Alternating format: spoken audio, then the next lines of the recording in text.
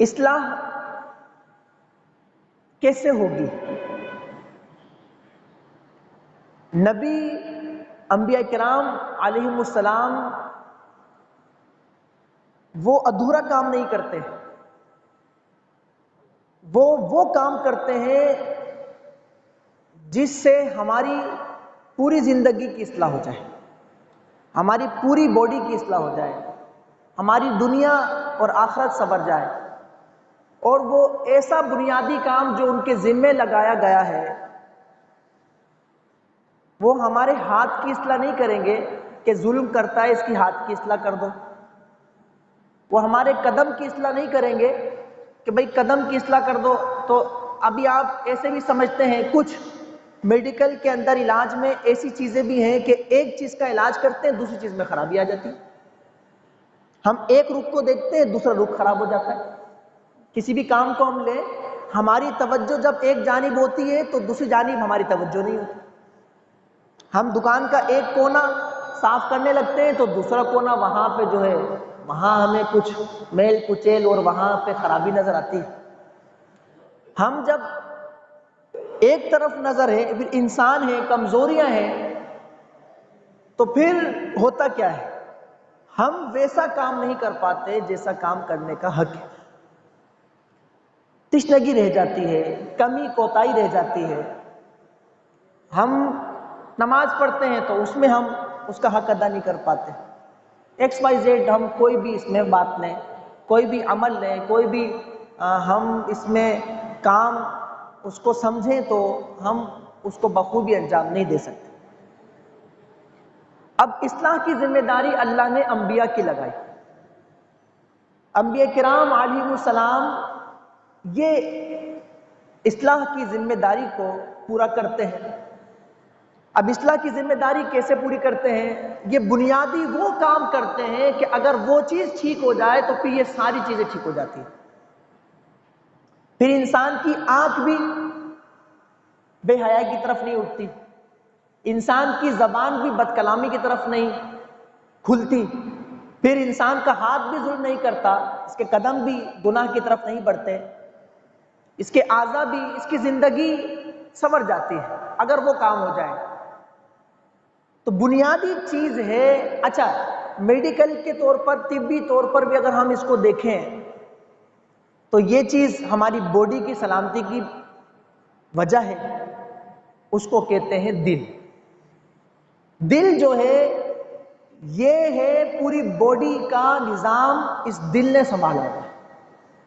یہ دل پوری باڈی کو کس طرح خون کہاں سے لینا ہے، کہاں پہنچانا ہے، کتنی ہوا ہے، ساری چیزیں وہ یہ انسان کو چلا رہا ہے۔ دل اگر خدا نہ خواستہ اس میں خرابی آ جائے تو بندہ، آپ کو پتہ ہے کہ پھر اس دنیا فانی سے چلا جاتا ہے۔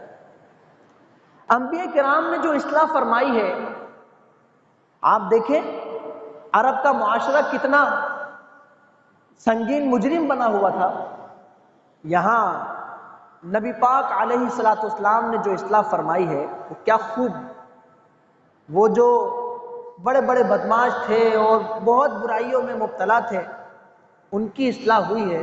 تو آپ نے دل سنوار دی، دل کو درست کر دیا، دل کی اصلاح کر دی۔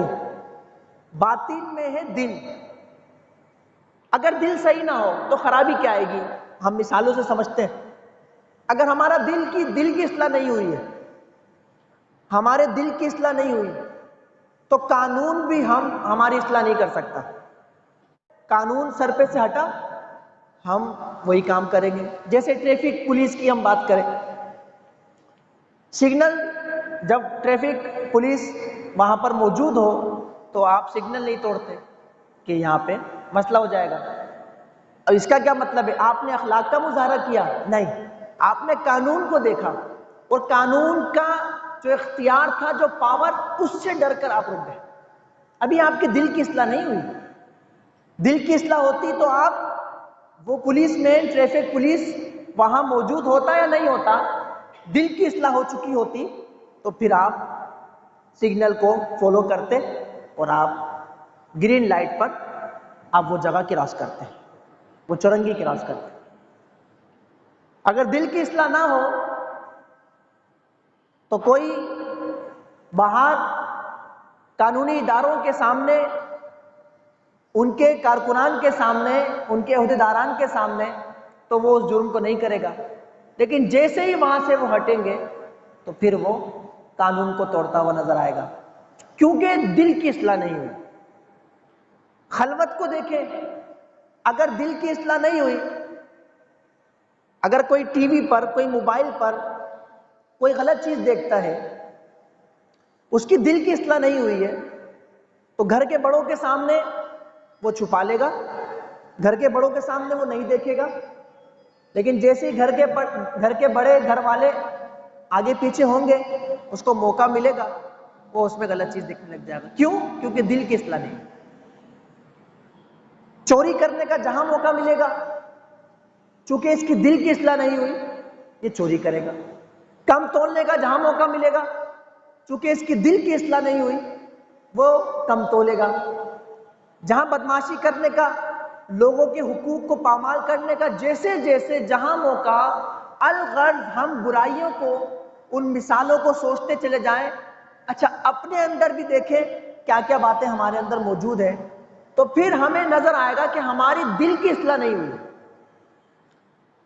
حدیث پاک بہت مشہور ہے کہ تمہارے جسم کا ایک ٹکڑا ایسا ہے، اگر وہ درست ہو جائے، ان فی الجسد مضغہ، تمہارے جسم کا ایک حصہ ہے، اذا صلحت